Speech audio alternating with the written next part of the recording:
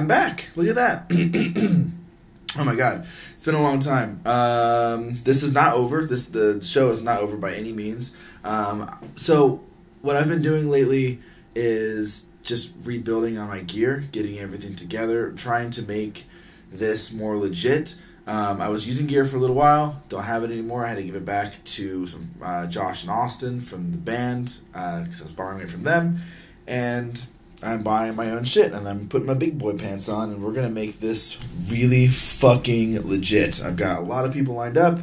It's going to be a really, really, really great time. But in the meantime, I still want to generate some content. I still want to interact and keep myself as busy as possible. It's really weird doing this by myself. I don't do this. There's a reason I have guests on this show, and it's because I fucking fail if I'm by myself.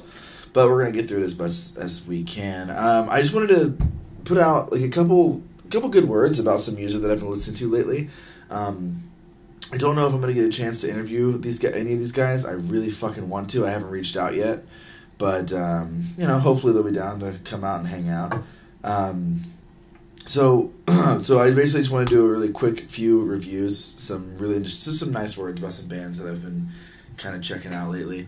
The first one, though, and this is the most important one of the bunch, because sorry to everybody else, I guess. I'm just really fucking in love with this band, Glencove, who I've known a little bit about because I've known Matt Alderwood from Troubled Minds, and his two brothers, I guess for fucking years, have been in a band called Glencove that I've never heard of before. I just so happened to run into them at a show that they were about to play, not knowing that I just thought, like, oh my god, look, the Alderwood brothers are here to see a show, but no, apparently they were in the fucking band, and I'm just a douchebag.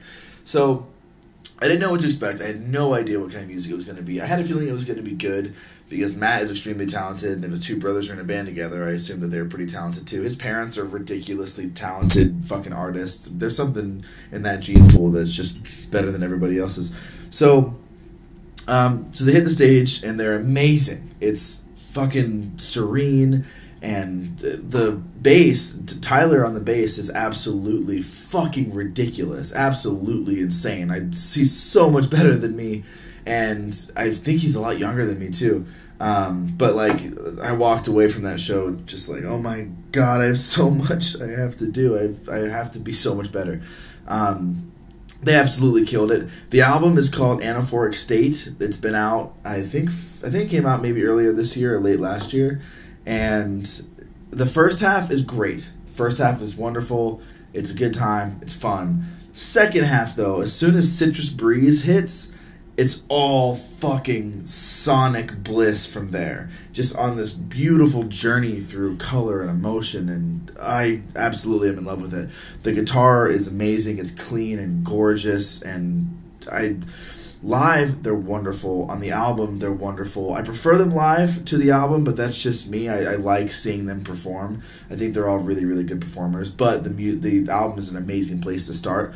I don't know who recorded it. I'm assuming it's Matt, but it doesn't say on their Bandcamp, so I have no idea who recorded it. But they're wonderful. Their drummer is killer. From what I understand, he was just testing it out to see if he would be good, and he goddamn was. So I really hope that they stick around, because the drums on the album are fine, but the drums live with a different drummer were, oh my god, they were absolutely amazing. You can tell that guy's got a lot of jazz influence. So hopefully he sticks around and they record some music with him. So that's Glencove. Wonderful. Anaphoric State. Check it out. This is a really weird one that I was not expecting to like, just because it's not a genre that I have dabbled in since like the late 2000s when I was like 15. But Constellations, they played at 51 West, and I didn't get to see them live, but that's kind of how I heard their name. I saw a flyer or something, and they're okay. So they're a pop punk band, I think. I don't know. I feel like pop punk is a dirty word now. Like maybe I'm just in an echo chamber, and the people around me look down upon it as a dirty word. But like maybe it's like emo. Like I know for a long time people in bands like, don't fucking call us emo, man. We're not emo. Like I don't know if the pop punk is the new emo, but I think they're a pop punk band, so fucking sorry. But so the great thing about the Constellations is they're a pop punk band with a chick singer, and they're not trying to sound like Paramore. And that's a pretty fucking big deal, because most of the ones that I've encountered are just trying to sound like Paramore, and it's embarrassing, and it's old hat, and we're done. We've moved on. So I'm really happy that they're a band that has certain sounds that like that, but they're not trying to sound like that. I think that's fucking rad. I'm also happy that I could hear the bass. There was actually bass in the music. That was really cool. I can't usually hear that in that kind of music. It's real big and fat, and it's got a bit of a growl to it that I really appreciated. It's got a really squeaky clean production, which is another thing that I'm not usually a fan of. But there's something about this album that really just took me back to being a teenager. Maybe it's because when I was in my mid-teens, I was listening to a lot of this kind of music, and it does in parts feel like kind of a throwback to that era, but with like a 2017 facelift. But I don't know, I really legitimately enjoyed it. It's not in my wheelhouse per se, but I thought it was really, really good. I thought there was a lot of moving parts that collided in the right way, and it just sounded good. I don't know what the fuck to tell you. Get off my back. Constellations, Two-Faced. It was good, really good, great job, fucking wonderful. Really colorful. That's the word that I would use to describe it. Really, really colorful. And it sounds like they know what they're doing. I don't know them personally, but from the recording, it sounds like they know what they're doing, and that's awesome. So good on them for knowing what they're doing. And the cover is really good. The cover of the EP, Two-Faced, is really good. So good job, guys, on the wonderful job. Ooh, this is a fucking mess. I'm sorry. Alright, so what else do I want to talk about? Okay, so this is another crazy thing. I'm really involved in the indie music scene here in Phoenix. Just I know a lot of indie musicians that I'm friends with, and I love everybody, and it's fantastic, but I never caught the diners bug. For whatever reason, it never happened for me, which is crazy because Josh Capatti, the singer of my band, or the band that I'm in, Phantom Party. Let's be real, it's Josh's band. He just lets me play bass. Before, what got us started was Josh's newfangled interest in diners. Obviously, he had already been into Beach Boys, and he had already been into surf rock, and he had kind of played around with that in the past. But diners, from what I understand, was the real kick in the ass as far as oh man, this guy's from Phoenix and he's making music like this. Maybe I can throw my own spin on something like this too. From what I understand, that was his idea. I could be totally wrong. Sorry. But even knowing that, and even Josh showing me diners throughout the entire capacity of our capacity is not the right word. The entire timeline of our existence together, it never hit me. It just never clicked. I always knew that Tyler was a nice guy. Everyone always talked very nice about them. I followed them on the social medias, but it never hit me until I saw him open for AJJ for their People 10th anniversary, and it absolutely destroyed my brain.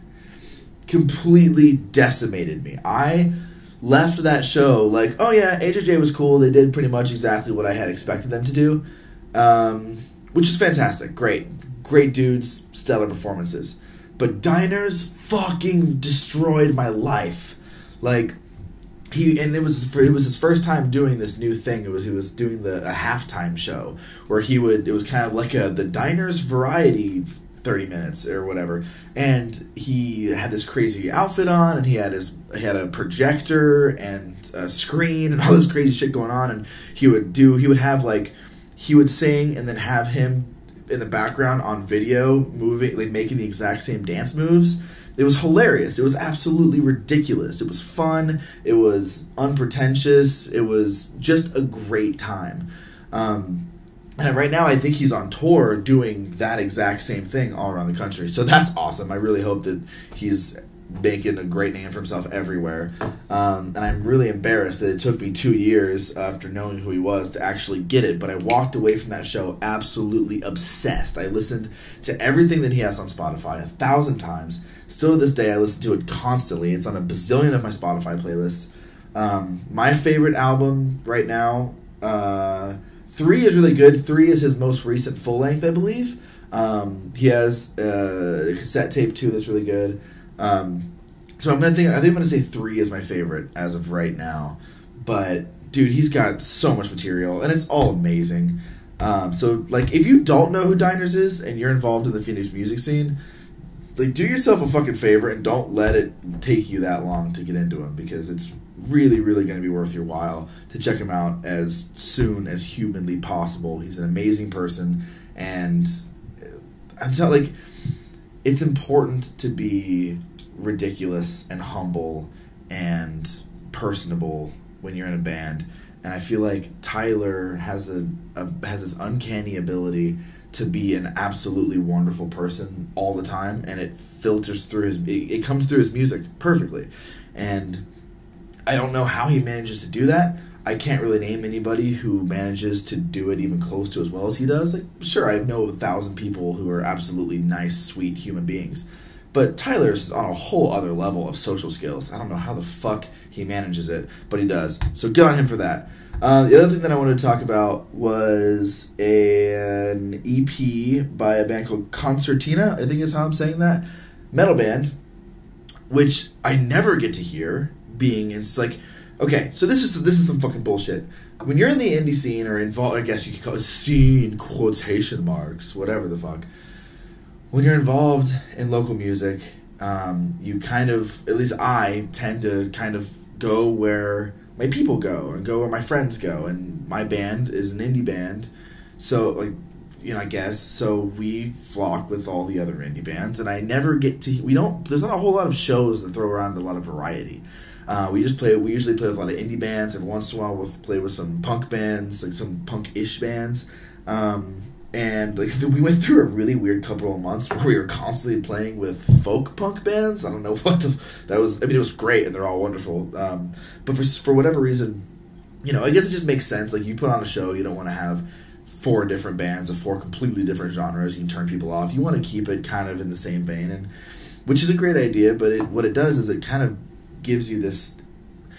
It doesn't allow you to completely see everything else that's out there. You kind of accidentally, without realizing it, fall into this echo chamber of the same kind of stuff, and I never get to hear metal music. So one of my big things of 2017, it's almost over, but for the rest of 2017, the rest of my life, is to make sure and go out and hear as much different music in the scene as possible.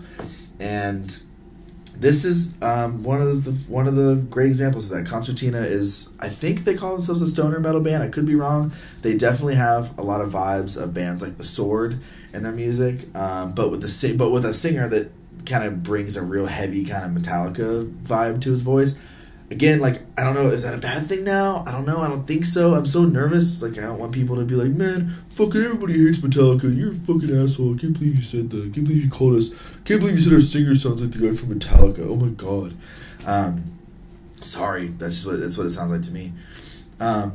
They sound great. So the recording is wonderful. And the album kicks off in the exact way that any album should. It rips the rug from beneath you and fucks you right in the face. And that's exactly how every album should start. The bass is grimy and heavy and fucking dirty and right in your face, and it kicks you in the chest, and I love that. There's a lot of moving parts that all kind of harmoniously come together at the same time, and it's just a lot of movement. I really dig that. It's fat, it's dirty, it definitely is a throwback, but not in a distasteful way. I know with stoner metal, it's very easy to just kind of sound like all the stoner metal bands from the last 30 years. I hear that a lot, like with stoner metal specifically, is sometimes it can be hard to tell if this came out today or if this came out 30 years ago, because they all kind of play within the same vein, and it's rad. I love it, like Hail Satan, all that shit, it's killer. But this band seems to manage the kind of groovy riffs of like doom metal and stoner metal and throw it together with really aggressive kind of old school metal vocals. And I think that's really sick. I don't know how old these guys are. I think they're young. I saw a picture of them on Facebook. It looks pretty young, but you would never guess. Like, they have that youthful energy, but they have music that they're playing music that definitely it has a lot of influences of yesterday. So I think they're great. Concertina is wonderful. I want to catch them at a show pretty soon because they're fucking relentless, dude. The rhythm section in particular is absolutely insane. It's brain melting. So I think that's all I really wanted to talk about. I just wanted to get something out there, like say hello. I'm back. The next few weeks are going to be filled with tons of content. I've got a huge list that I'm never going to be able to get through of people who I want to talk to. And the other big thing is I'm not just going to be talking to local artists and musicians. I'm going to be talking to a lot of my friends and having just a good time, like just having some drinks and hanging out with my best friends. Because like I know all of my favorite podcasts are often the ones that just are fucking around with your friends and having a great time. And so I'm going to make sure that this podcast has a little bit of everything. And I'm fucking excited. I'm really, really, really, really excited for the new gear and to build up my little makeshift studio as much as possible and to just talk to amazing people and have wonderful conversations and to share it with everybody who wants to listen. So thank you so much for listening. Very, very short podcast in comparison to all the other ones. But I just wanted to get that out there. Say what's up. If you're listening to this, I fucking love you, especially because, like, there's no guest. So, awesome. Good on ya. Thank you very much. I love you guys. See you later.